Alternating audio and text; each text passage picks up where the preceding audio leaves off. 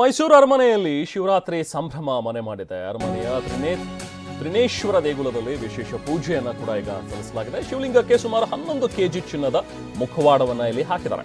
ಅರಮನೆಯ ತ್ರಿನೇಶ್ವರ ದೇಗುಲದಲ್ಲಿ ವಿಶೇಷ ಪೂಜೆಯನ್ನ ಮಾಡಲಾಗ್ತಾ ಇದೆ. ಶಿವಲಿಂಗಕ್ಕೆ ಸುಮಾರು 11 ಕೆಜಿ ಚಿನ್ನದ ಮುಖವಾಡ ಹಾಕಿದ್ದಾರೆ. ವರ್ಷಕ್ಕೊಮ್ಮೆ ಮಾತ್ರ ಶಿವಲಿಂಗಕ್ಕೆ ಈ ತರ ಚಿನ್ನದ ಮುಖವಾಡವನ್ನು ಹಾಕಲಾಗುತ್ತೆ. ಮುಜರಾಯಿ ಇಲಾಖೆ ವಶದಲ್ಲಿರುವಂತಹ ಈ ಚಿನ್ನದ ಮುಖವಾಡ ಬೇರೆ ಟೈಮ್ನಲ್ಲಿ ಇದನ್ನು ತೆಗೆದು ಮತ್ತೆ ಮುಜರಾಯಿ ತನ್ನ ವಶದಲ್ಲಿ ಇಟ್ಕೊಂಡಿರುತ್ತೆ. ಜಯಚಾಮರಾಜೇಂದ್ರರು ಕಾಣಿಕೆ ನೀಡಿದಂತಹ ಮುಖವಾಡ ಇದು. ವರ್ಷ ಪೂರ್ತಿ ಮೈಸೂರು ಖಜಾನೆಯಲ್ಲೇ ಇರುತ್ತೆ. 3 ದಿನ ಚಿನ್ನದ ಮುಖವಾಡವನ್ನು ನೋಡೋದಕ್ಕೆ ಅವಕಾಶ ಇರುತ್ತೆ. ಸೋಮವಾರ ಜಿಲ್ಲಾ ಖಜಾನೆಗೆ ಮತ್ತೆ ಮುಖವಾಡವನ್ನು ರವಾನೆ ಮಾಡಲಾಗುತ್ತೆ. ದೃಶ್ಯಗಳಲ್ಲಿ ತಾವು ಕೂಡ ಗಮನಿಸಬಹುದು. ಈಗಾಗಲೇ ಪೂಜೆ ಪುನಸ್ಕಾರಗಳು ಮೈಸೂರಿನಲ್ಲಿ ನಡೀತಾ ಇದೆ.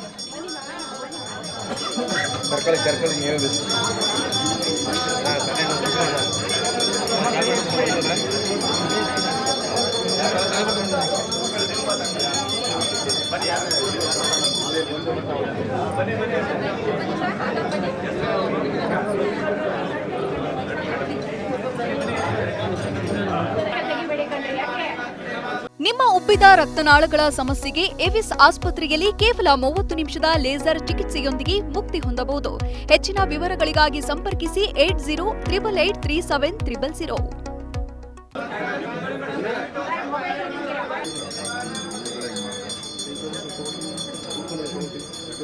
ಇನ್ನು ಬೆಂಗಳೂರಿನಲ್ಲೂ ಕೂಡ ಪೂಜೆ ಪುನಸ್ಕಾರಗಳು ನಡೀತಾ ಇವೆ. ಶಿವರಾತ್ರಿಯ ಅಂಗವಾಗಿ ವಿಶೇಷ ಪೂಜೆ ಪುನಸ್ಕಾರಗಳನ್ನು ಕೂಡ ನೆರವೇರಿಸಲಾಗ್ತಾ ಇದೆ. ಬನ್ನಿ ಮತ್ತಷ್ಟು ಡೀಟೇಲ್ಸ್ ಪಡಿತಾ ಹೋಗೋಣ.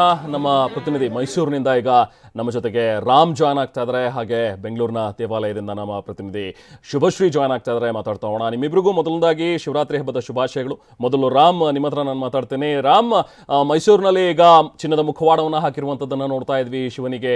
ಸೊ ವಿಶೇಷವಾದಂತಹ ಒಂದು ಪೂಜೆ ಪುನಸ್ಕಾರಗಳನ್ನೆಲ್ಲವನ್ನೂ ಕೂಡ ನೆರವೇರಿಸಲಾಗ್ತಾ ಇದೆ. ಹೇಗಿದೆ ಹಬ್ಬದ ಸಂಭ್ರಮ ರಾಮ್?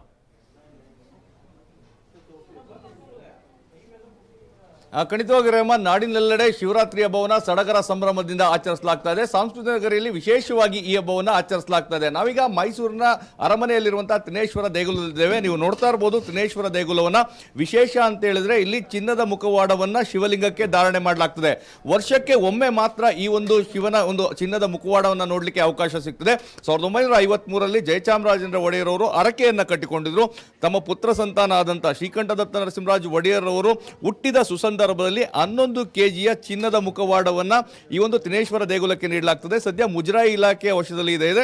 ಜಿಲ್ಲಾದ ಖಜಾನೆಯಲ್ಲಿ ಈ ಒಂದು ಚಿನ್ನದ ಮುಖವಾಡವನ್ನು ಇಡಲಾಗ್ತದೆ. ಶಿವರಾತ್ರಿಯ ದಿನ ಈ ಒಂದು ಚಿನ್ನದ ಮುಖವಾಡವನ್ನು ಧಾರಣೆ ಮಾಡ್ತಾರೆ. ಹೀಗಾಗಿ ಸಾಕಷ್ಟು ಸಂಖ್ಯೆಯಲ್ಲಿ ಭಕ್ತರು ಬೆಳಗಿಂದಲೂ ಸಹ ಈ ಒಂದು ಚಿನ್ನದ ಮುಖವಾಡವನ್ನು ನೋಡಲಿಕ್ಕೆ ಆಗಮಿಸಿದ್ದಾರೆ. ನೀವು ನೋಡ್ತಾ ಇರಬಹುದು ದೃಶ್ಯಗಳಲ್ಲಿ ಬೆಳಗಿನ ಜಾವ 5 ಗಂಟೆಯಿಂದ ವಿಶೇಷವಾದಂತಹ ಪೂಜಾ ಕೈಂಕರ್ಯಗಳು ನೆರವೇರಿದ್ವು. ಇದೀಗ ಭಕ್ತರು ಆ ಒಂದು ಚಿನ್ನದ ಮುಖವಾಡವನ್ನು ದರ್ಶನ ಮಾಡುವಂತ ಕೆಲಸವನ್ನು ಮಾಡ್ತಾ ಇದ್ದಾರೆ. ಈ ಬಾರಿಯ ವಿಶೇಷ ಅಂತ ಹೇಳಿದ್ರೆ ಕೇವಲ ಇವತ್ತೊಂದಿನ ಮಾತ್ರ ಅಲ್ಲ, ಶನಿವಾರ ಭಾನುವಾರ 2 ದಿನವೂ ಸಹ ಈ ಒಂದು ಚಿನ್ನದ ಮುಖವಾಡವನ್ನ ದರ್ಶನ ಮಾಡಲಿಕ್ಕೆ ಭಕ್ತರಿಗೆ ಅವಕಾಶವನ್ನು ಕಲ್ಪಿಸಿಕೊಳ್ಳಲಾಗಿದೆ. ಈ ಬಗ್ಗೆ ಮಾತಾಡಲಿಕ್ಕೆ ದೇವಸ್ಥಾನದ ಅರ್ಚಕರಾದ ಸ್ಕಂದ ನಮ್ಮ ಜೊತೆಗಿದ್ದಾರೆ. ಪ್ರಮುಖವಾಗಿ ಎಲ್ಲಾ ಕಡೆ ಶಿವರಾತ್ರಿ ಆಚರಣೆ ಆಗ್ತದೆ, ಆದರೆ ಮೈಸೂರಿನಲ್ಲಿ ವಿಶೇಷವಾಗಿ ಚಿನ್ನದ ಮುಖವಾಡ ಇರುವಂತ ಏನೆಲ್ಲ ಪೂಜಾ ಕೈಂಕರ್ಯಗಳು, ಏನು ವಿಶೇಷ? ವಾಕರ್ತ ಇವ ಸಂಪ್ರಪ್ತೋ ವಾಕರ್ತ ಪ್ರತಿಪತ್ತಯೇ ಜಗತಃ ಪಿತರೋ ವಂದೇ ಪಾರ್ವತಿ ಪರಮೇಶ್ವರ. ನಾಡಿನ ಸಮಸ್ತ ಜನತೆಗೆ ಶಿವರಾತ್ರಿ ಹಬ್ಬದ ಶುಭಾಶಯ. ವಿಶೇಷವಾಗಿ ಶಿವರಾತ್ರಿ ಹಬ್ಬ ಮೈಸೂರಿನಲ್ಲಿ ವಿಶೇಷ. ಯಾಕೆ? ತ್ರಿನೇಶ್ವರ ಸ್ವಾಮಿ ಗುಡಿಯಲ್ಲಿ ಚಿನ್ನದ ಕೊಳಗವ ಧಾರಣೆ ಆಗುತ್ತೆ. ದೇಶದ ಎಲ್ಲ ಕಡೆಯಲ್ಲೂ ಸಹ ಶಿವರಾತ್ರಿ ಆರಾಧನೆ ಉಂಟು, ಆದರೆ ವಿಶೇಷವಾಗಿ ಮೈಸೂರಿನಲ್ಲಿ ಚಿನ್ನದ ಕೊಳಗವನ್ನು ಹಾಕುವ ಉದ್ದೇಶ ಏನು ಅಂದರೆ ಆ ಸಗುಣನಾಗಿರತಕ್ಕಂತಹ ಪರಮಾತ್ಮನ ರೂಪದಲ್ಲಿ ನಿರ್ಗುಣನಾದಂತಹ ಲಿಂಗ ರೂಪದಲ್ಲಿ ತಿಳಿದುಕೊಳ್ಳುವ ಉದ್ದೇಶ ಆಗಿದೆ.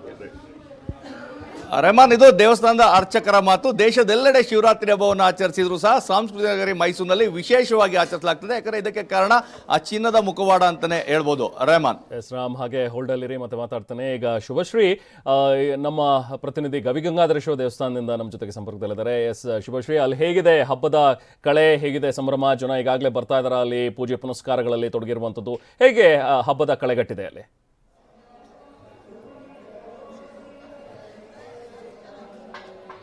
ಎಸ್ ರೆಹಮಾನ್, ಶಿವರಾತ್ರಿ ಅನ್ನುವಂಥದ್ದು ಶಿವನಿಗೆ ಪ್ರಿಯವಾದಂತಹ ದಿನ. ಈ ದಿನದಂದು ಸಾಕಷ್ಟು ಸಂಖ್ಯೆಯಲ್ಲಿ ಭಕ್ತರು ಗವಿಗಂಗಾಧರೇಶ್ವರ ದೇವಸ್ಥಾನಕ್ಕೆ ಆಗಮಿಸ್ತಾ ಇದ್ದಾರೆ. ಅಷ್ಟೇ ಅಲ್ಲ, ಪುರಾಣ ಪ್ರಸಿದ್ಧ ದಕ್ಷಿಣ ಕಾಶಿ ಅಂತಾನೆ ಕರೆಯಲ್ಪಡುವಂತಹ ಗವಿಗಂಗಾಧರೇಶ್ವರ ದೇವಸ್ಥಾನದಲ್ಲಿ ಬೆಳಗ್ಗೆ 4:15ರಿಂದಲೂ ಕೂಡ ವಿಶೇಷವಾದಂತಹ ಪೂಜಾ ಪುನಸ್ಕಾರಗಳು ನಡೆದಿವೆ. ಅಷ್ಟೇ ಅಲ್ಲ, ಪಂಚಾಮೃತ ಅಭಿಷೇಕ ಸೇರಿದಂತೆ ಹಲವು ರೀತಿಯಾದಂತಹ ವಿಶೇಷ ಒಂದು ಧಾರ್ಮಿಕ ಕಾರ್ಯಕ್ರಮಗಳು ನಡೀತಾನೆ ಬಂದಿದೆ. ಇನ್ನು 4:15ರಿಂದಲೂ ಕೂಡ ಭಕ್ತರು ಸರತಿ ಸಾಲಿನಲ್ಲಿ ನಿಂತು ದೇವರ ದರ್ಶನವನ್ನ ಪಡೆಯೋದಿಕ್ಕೆ ಆಗಮಿಸ್ತಾ ಇದ್ದಾರೆ. ಅಷ್ಟೇ ಅಲ್ಲ, ಇಲ್ಲಿ ದೇವರ ದರ್ಶನದ ಸಂದರ್ಭದಲ್ಲಿ ವಿಶೇಷ ಪೂಜೆಗೂ ಕೂಡ ಅವಕಾಶವನ್ನ ಕಲ್ಪಿಸಲಾಗಿದೆ. ಹಾಗಾಗಿ ಭಕ್ತರು ಇಲ್ಲಿ ಇವತ್ತು ವಿಶೇಷ ಪೂಜೆಯನ್ನ ಸಲ್ಲಿಸೋದಕ್ಕೆ ಆಗಮಿಸಿದ್ದಾರೆ. ಅಷ್ಟೇ ಅಲ್ಲ, ಶಿವರಾತ್ರಿಯ ಸಂದರ್ಭದಲ್ಲಿ ಗವಿಗಂಗಾಧರೇಶ್ವರ ದೇವಸ್ಥಾನ ಏನಿದೆಯೋ ಪ್ರತಿ ವರ್ಷವೂ ಕೂಡ ಇಲ್ಲಿ ವರ್ಷಪೂರ್ತಿ ಜನರು ಬರುವಂತಹ ಒಂದು ದೇವಸ್ಥಾನ. ಆದರೆ ವಿಶೇಷವಾಗಿ ಶಿವರಾತ್ರಿಯ ಸಂದರ್ಭದಲ್ಲಿ ಸಾಕಷ್ಟು ಸಂಖ್ಯೆಯಲ್ಲಿ ಭಕ್ತರು ಆಗಮಿಸ್ತಾರೆ. ಈ ನಿಟ್ಟಿನಲ್ಲಿ ಭಕ್ತರಿಗೆ ಯಾವುದೇ ರೀತಿಯಾದಂತಹ ತೊಂದರೆ ಆಗಬಾರ್ದು ಅನ್ನುವಂತಹ ಕಾರಣಕ್ಕೋಸ್ಕರ ಅವರಿಗೆ ಎಲ್ಲಾ ರೀತಿಯಾದಂತಹ ವ್ಯವಸ್ಥೆಗಳನ್ನ ಮಾಡಲಾಗಿದೆ. ಬ್ಯಾರಿಕೇಡ್ಗಳನ್ನ ನಿರ್ಮಿಸಿ ಬ್ಯಾರಿಕೇಡ್ನ ಮುಖಾಂತರ ಎಲ್ಲರೂ ಸರತಿ ಸಾಲಿನಲ್ಲಿ ಹೋಗೋದಿಕ್ಕೆ ವ್ಯವಸ್ಥೆಯನ್ನು ಕೂಡ ಮಾಡಲಾಗಿದೆ. ಇಲ್ಲಿ ಗಂಗಾಧರೇಶ್ವರ ದೇವಸ್ಥಾನದಲ್ಲಿ ವಿಶೇಷವಾಗಿ ಸೂರ್ಯರಶ್ಮಿ ಮಕರ ಸಂಕ್ರಾಂತಿಯ ಸಂದರ್ಭದಲ್ಲಿ ಲಿಂಗವನ್ನ ಸ್ಪರ್ಶಿಸಿದ್ರೆ ಈ ಶಿವರಾತ್ರಿಯ ಸಂದರ್ಭದಲ್ಲಿ ವಿಶೇಷ ರೀತಿಯಾದಂತಹ ಪೂಜೆಗಳನ್ನು ಕೂಡ ಕೈಗೊಳ್ಳಲಾಗುತ್ತೆ. ಇದಿಷ್ಟು ಶಿವರಾತ್ರಿಯ ಸಂದರ್ಭದಲ್ಲಿ ಗಂಗಾಧರೇಶ್ವರನಿಗೆ ವಿಶೇಷ ಪೂಜೆಯನ್ನ ಸಲ್ಲಿಸ್ತಾ ಇರುವಂಥದ್ದು. ರಾತ್ರಿಯೂ ಕೂಡ ಹಲವು ರೀತಿಯಾದಂತಹ ಪೂಜಾ ಕೈಂಕರ್ಯಗಳು ನೆರವೇರೋದಕ್ಕಿದೆ. ಅಷ್ಟೇ ಅಲ್ಲ, ರಾತ್ರಿಯೂ ಕೂಡ ಭಕ್ತರಿಗೆ ದರ್ಶನಕ್ಕೆ ಅವಕಾಶವನ್ನ ನೀಡಲಾಗಿದೆ. ನಾಳೆ ಬೆಳಗಿನವರೆಗೂ ಕೂಡ ವಿಶೇಷ ಪೂಜೆ, ಅದೇ ರೀತಿಯಾದಂತಹ ಸಾಂಸ್ಕೃತಿಕ ಕಾರ್ಯಕ್ರಮ ಕೂಡ ಇಲ್ಲಿ ನಡೆಯೋದಕ್ಕಿದೆ. ರೆಹಮಾನ್. ಓಕೆ, ಶುಭಶ್ರೀ ಹಾಗೆ ರಾಮ್, ಧನ್ಯವಾದ ತಮ್ಮ ಮಾಹಿತಿಗಾಗಿ.